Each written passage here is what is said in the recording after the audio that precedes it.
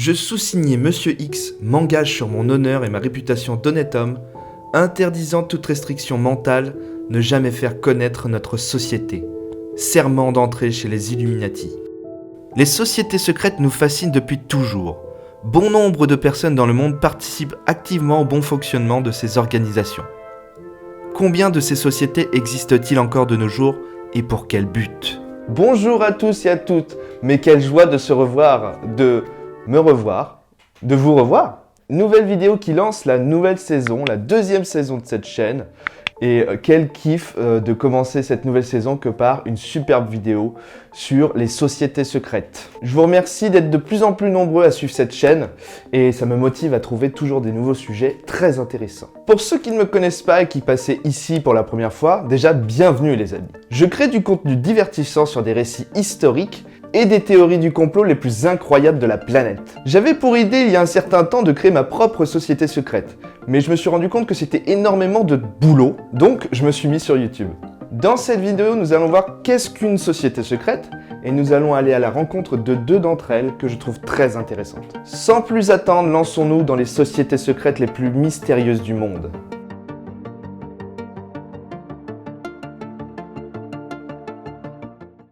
Dans l'imaginaire collectif, une société secrète, c'est des gens qui ont des capuches et des toques, et des toges, qui se réunissent tous la nuit tombée dans une cave avec des masques d'animaux qui font des incantations magiques. Bah, si on y réfléchit bien... Non, c'est pas vrai. Ils ont pas de capuche. Une société secrète est une organisation sociale qui demande à ses membres de garder une partie de ses activités et de ses motivations cachées. Depuis l'Antiquité, les sociétés dites secrètes ont évolué, commençant par des sociétés religieuses, puis philosophiques, pour finir au Moyen-Âge avec des intentions politiques. Ces organisations ont énormément inspiré les œuvres culturelles depuis leur création. Des romans, des films et des pièces de théâtre montrent l'envers du décor, ce que les non-membres ne peuvent voir.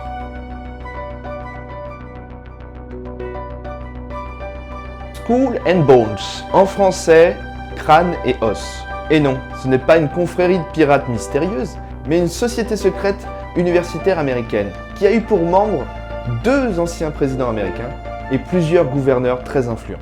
En 1832, le jeune William Huntington, revenu d'études en Allemagne, créa avec son ami Alphonso Taft une fraternité d'étudiantes appelée Skull and Bones.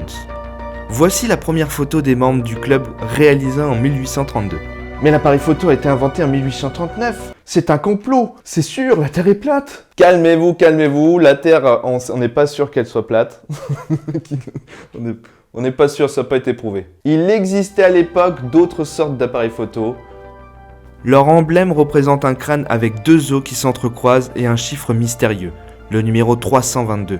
Ce nombre, à l'heure actuelle, est toujours rempli de mystères. Plusieurs spéculations existent. Parmi elles, on retrouve un rapport à la mythologie grecque, le numéro d'un chapitre d'un livre en particulier, ou encore le montant qu'il faudrait dépenser pour entrer au club. Mais vous allez me dire, et sinon, qu'est-ce qu'ils font ces mecs dans cette organisation ? C'est une bonne question. Déjà, il n'y a pas d'inscription possible, ce sont les membres du Skull and Bones qui vous contactent pour en faire partie. Ensuite, il faut faire partie des familles les plus influentes des États-Unis pour être contacté.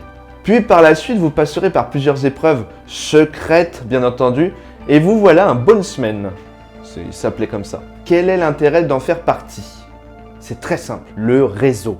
Un réseau d'une puissance incroyable, la concentration des membres qui font partie des bondsmen dans les plus hautes sphères américaines est stupéfiante. Parmi ses membres les plus célèbres, 2 anciens présidents américains, George Bush père et fils, John Kerry, ancien secrétaire d'État sous Obama, Harry Stanley, fondateur de la banque multinationale Morgan Stanley, qui emploie plus de 75 000 personnes dans le monde. Frederick W. Smith, fondateur du groupe mondialement connu FedEx. William Frank Buckley Jr., fondateur du journal politique le plus influent du pays, le National Review.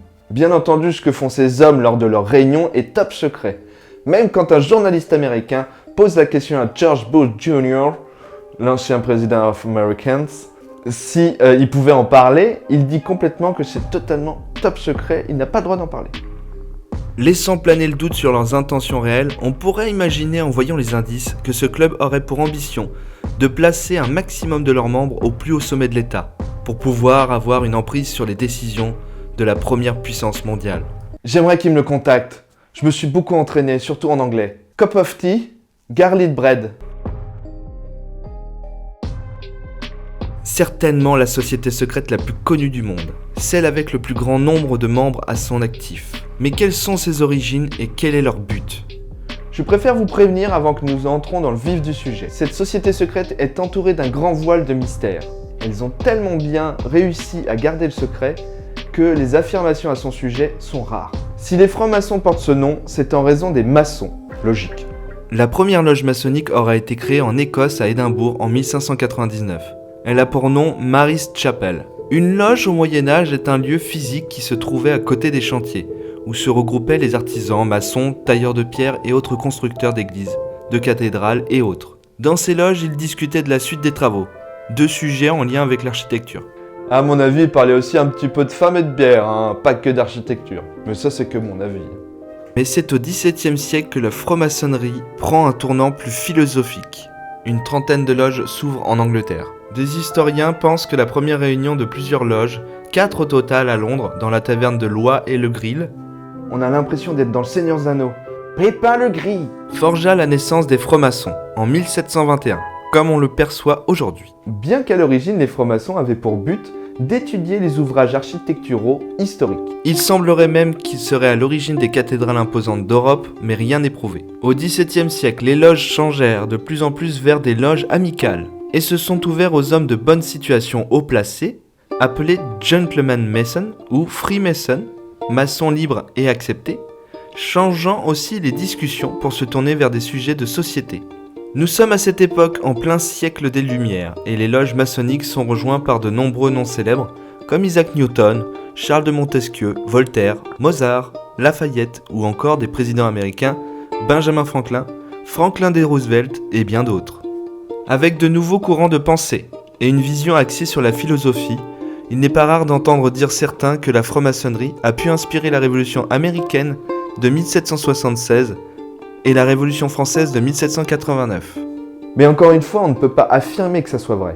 Quoi qu'il en soit, le mystère concernant l'univers des francs-maçons reste complet et les théories nombreuses. Voilà, c'est tout pour moi. J'espère que vous avez passé un bon moment en ma compagnie. Si le contenu vous plaît et que le compteur aussi, n'hésitez pas à vous abonner. Je vous dis à très vite pour des histoires stupéfiantes.